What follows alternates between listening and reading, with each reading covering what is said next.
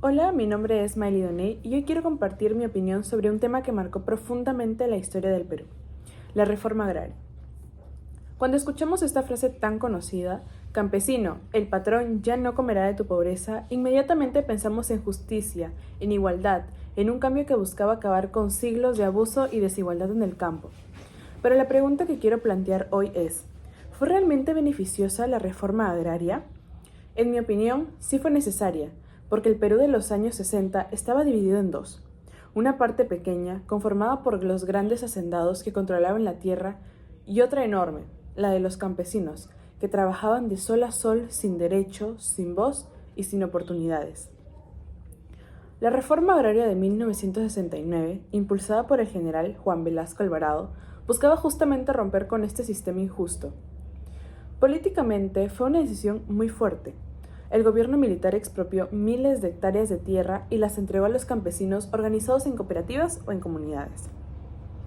Fue un acto de poder, pero también de simbolismo. El Estado asumió el papel de redentor de las clases olvidadas.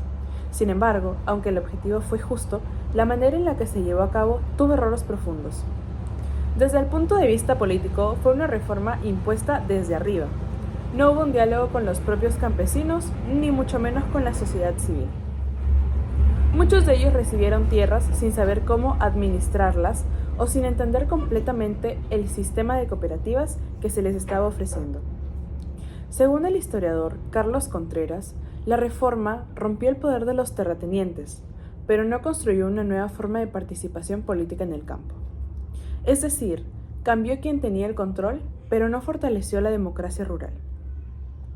En el aspecto económico, los efectos fueron aún más visibles. Al principio hubo entusiasmo, nuevas cooperativas, nuevos líderes campesinos y nuevos sueños. Pero con el tiempo, la falta de capacitación y el mal manejo administrativo y la ausencia de apoyo financiero provocaron que muchas cooperativas quebraran. El Banco Central de Reserva del Perú registró que durante los primeros años posteriores a la reforma, la producción agrícola decayó en más del 20%. Y si lo pensamos, no solamente fue un número, fue comida, trabajo e ingresos que desaparecieron para miles de familias peruanas. Además, el Estado asumió una carga económica enorme al tener que indemnizar a los antiguos propietarios, lo que agravó la deuda pública. En los años 80, esa crisis se sintió con fuerza, inflación, desempleo y pérdida del valor de la moneda. Pero no todo fue negativo. En el aspecto social, la reforma agraria significó un despertar. Por primera vez, los campesinos dejaron de ser considerados sirvientes y se convirtieron en propietarios. El historiador Nelson Manrique explica que la reforma no solo redistribuyó tierras, sino también dignidad. Y eso, sin duda, fue un paso histórico.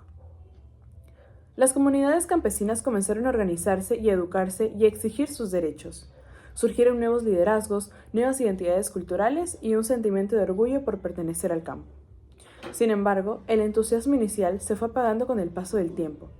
La falta de apoyo técnico, la corrupción en algunas cooperativas y los cambios políticos constantes impidieron que esos logros sociales se consolidaran. Cuando en 1980 volvió la democracia, el Perú enfrentaba una crisis profunda. El campo estaba fragmentado, la economía en recesión y los conflictos sociales en aumento. Y fue en ese contexto donde aparecieron nuevos problemas, como el surgimiento de Sendero Luminoso, un movimiento que aprovechó justamente el descontento de las zonas rurales. Entonces, si analizamos con calma, la reforma agraria fue un proceso muy complejo. Trajo injusticia, pero también desorden. Esperanza, pero también frustración. Fue una semilla de cambio, aunque plantada en un terreno lleno de dificultades.